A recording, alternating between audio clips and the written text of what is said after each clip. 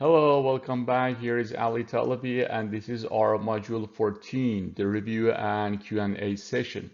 So we talk about the performance evaluation, and I introduced several methods which you can use to evaluate the performance of your portfolio or investment. So let's start our session. So to assess the performance of your investment, we talk about four different approaches which you can use. We talk about the Sharpe ratio, trainer ratio, Jensen's alpha, and the information ratio. The Sharpe ratio is actually using the standard deviation to measure the risk. It is appropriate for the evaluation of the entire portfolio. However, the trainer ratio is using beta to measure the risk. And when you are assessing your performance of investment for specific securities or the part of portfolio, you can use the trainer ratio. And also we explain how we can measure alpha. We remember from the CAPM that we can actually find the beta by using the characteristic line. The characteristic line is showing the relationship between the market return and the security return. And the slope of that line, we call that beta. However, we need to make some modifications to the characteristic line to find the alpha. So we call that modified characteristic line, in which you are finding the relationship between the market risk premium and the security risk premium. And the intercept of that line is called alpha. Alpha is showing how far you are from what SML or security market line is estimating for the return. The positive alpha, it means you are actually performing better than the CAPM. If the alpha is negative, the performance is worse. Information ratio and regression are more accurate ways of actually measuring the performance than the Jensen's alpha. One major reason here is actually they consider the errors or the tracking errors, and they will provide you the information regarding the significance of the alpha. How significant is the alpha? Because in some cases, maybe your manager is performing well, maybe you can get the positive alpha, but it's not significantly different than zero. So you cannot rely on the reported alpha. So that's it for this module. Let's look at the questions related to this module. So let's look at the first question. So here we have the information regarding the portfolio. The beta is 1.2. The standard deviation is also given. We know the market return is 10% and also the risk rate is 5%. The question here is what is the Sharpe ratio? So we know the Sharpe ratio is based on the expected return on the portfolio minus the risk-free rate divided by a standard deviation of the portfolio.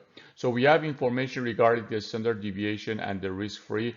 However, we don't have information regarding the expected return on the portfolio. But we can use the CAPM, as we learned in module 12, to calculate the expected return. So which is the risk-free rate of 5%, so that's a 5%, plus market return, which is 10%, minus the risk-free rate 5%, multiplied by the beta, which is 1.2. So the whole thing here becomes 6%, so 5% plus 6% should be 11%. So the expected return based on CAPM is 11%. The risk-free rate here it is 5%, and the standard deviation is given as 15%.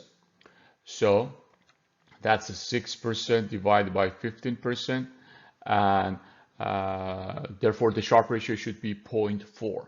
So the answer in this case should be A. So it was a kind of two-stage process. First, we had to calculate the expected return on the portfolio using the CAPM. Then we used the Sharpe ratio to find the number. Now let's look at the second question. We have information regarding the US T-bill with the return of 3%. Usually we use the US T-bill as the indicator of the risk-free rate. So in other words, the risk-free rate here is 3%. And the S&P 500, that's a very good indicator of the market return. So it's providing 12% return on annual basis. We know the portfolio has the annual return of 15% and the beta 1.4. We're looking for the alpha. We know the alpha is actually measuring the difference in the difference of the actual return and what actually CAPM is estimating. So we have to calculate the expected return based on the CAPM, which is the risk-free rate. The risk-free rate is 3% plus. The market return is 12%. We are using the S&P minus the risk-free rate 3% multiplied by 1.4. So this part should be 9%. So the whole part should be 12.6%. So plus 3 should be 15.6%. So the expected return based on what the model is estimating is 15.6%. So you have to compare this with your actual return, which is 15%. So your actual return, which is 15%, is less than what the model is estimating. By how much? It is less by 0.6%. In other words, your alpha is actually negative 0.6%, which means you actually underperformed than what the model is estimating. So in this case, the answer should be C minus or negative 0.6%. You have to be careful because your alpha is negative and it's the actual return minus what the model is estimating, so not the vice versa. So the answer should be C. Now let's look at the last question. Which of the following measures is or are not dependent upon the securities beta? So we talk about the beta. It plays a major role in the trainer ratio. So for sure, statement 2 shouldn't be the answer. We're looking for the measures which are not dependent upon the securities beta. Also for the Jensen's alpha, we are using beta because you need to find the expected return based on the beta and then compare with the actual return. So both statements 2 and 3 you are using beta, so they shouldn't be part of the answer. So the Sharpe ratio, we are using the standard deviation, so it has nothing to do with the beta, so we are using the total risk.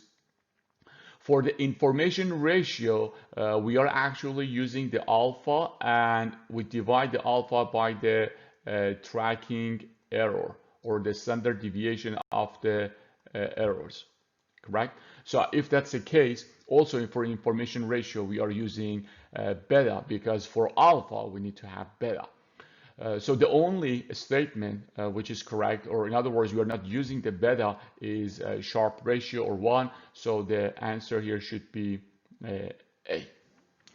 That's it for today. Thank you very much. I hope you enjoyed this session. Have a wonderful day. Talk to you soon. Here is Ali Talebi. Stay safe.